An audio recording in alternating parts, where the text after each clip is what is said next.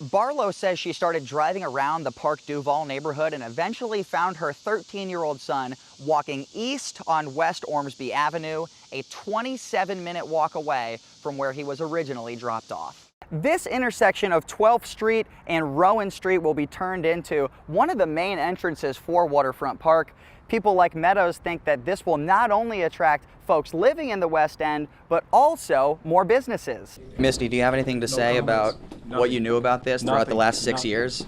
Doug, so the Indiana State Police is doing a full review of Jamie Knoll's finances, and as a part of that, they got a statement from American Express. And of course, the card season this year is really getting some infused life from head coach Jeff Brom, and lucky enough, we have his sister here, Kim Brom, who is nice enough to give us an interview. Kim, how does this card season rank for you? While Ferguson and her neighbors are in the purple, the last group identified as part of phase 2, and that means there has been at least an 8-year time difference in when people got their insulation based on if they lived on the west side of Alexander Avenue or the east side. Knoll's attorneys argued he was confident that every gun in his house minus one shotgun had been turned over, and it was an honest mistake. But Judge Medlock said it was always Knoll's responsibility to make sure his bond conditions were upheld. I told Mr. Knoll, don't do anything stupid. Do not try to deceive me, defy me. You will not like the consequences. Today is that day.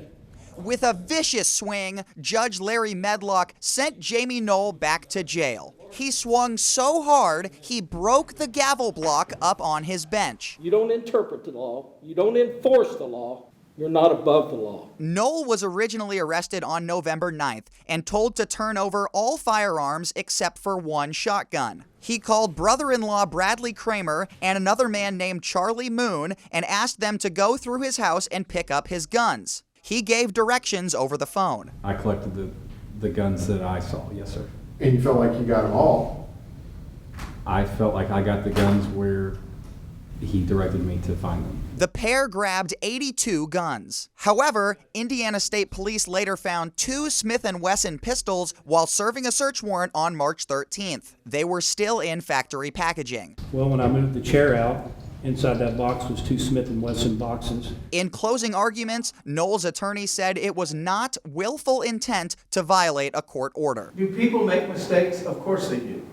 But we know that those guns have been purchased since 2017 and they're in the same box, haven't been disturbed, haven't been out. But Medlock was unmoved. Every time I go into court, I hear, I didn't know it was there. I didn't know it was there.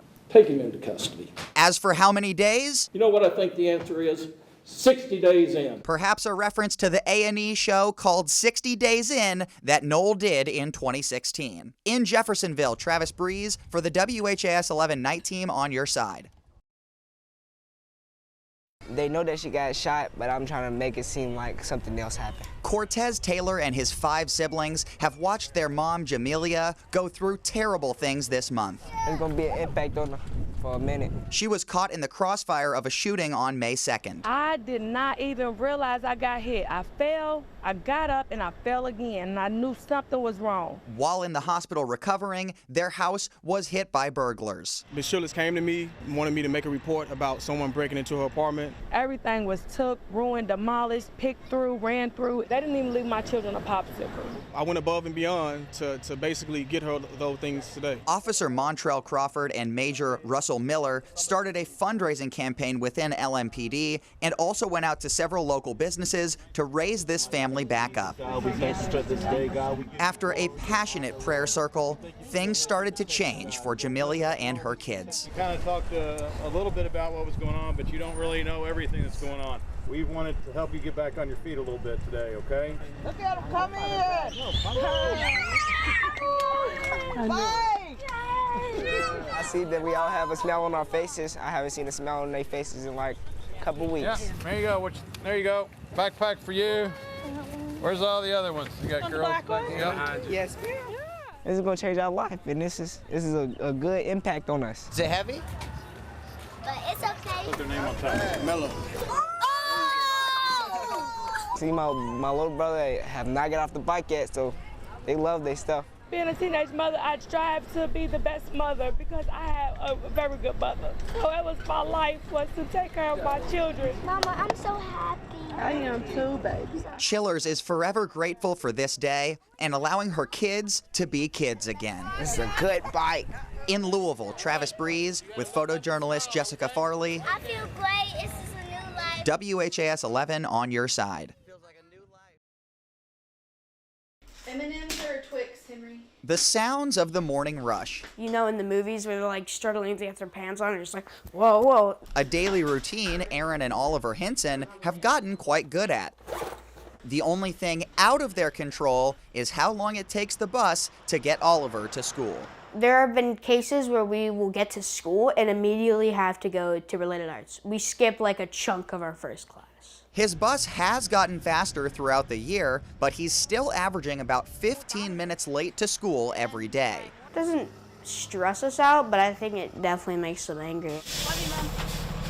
As a mom, I tell my kids it's okay to fail, right? We learn from failure. What we can't do is live in failure. And I feel like that's what JCPS is doing right now with its transportation plan. Oliver has to go through a bus compound to get to No Middle School. He's on the bus for about 1.5 hours every morning. His mom says even if the bus is 15 minutes late, that doesn't account for time in the attendance office, at his locker, or getting his books out. It feels a little chaotic to him. JCPS gave us data to compare late morning buses the last 2 Octobers. Last year, an average of 1,100 students were missing 17 minutes per day. This year, almost 6,000 students were late every day in October, missing an average of 13.2 minutes. While the average number of time went down, the number of occurrences skyrocketed. And many parents have reported outliers of over an hour late in the morning.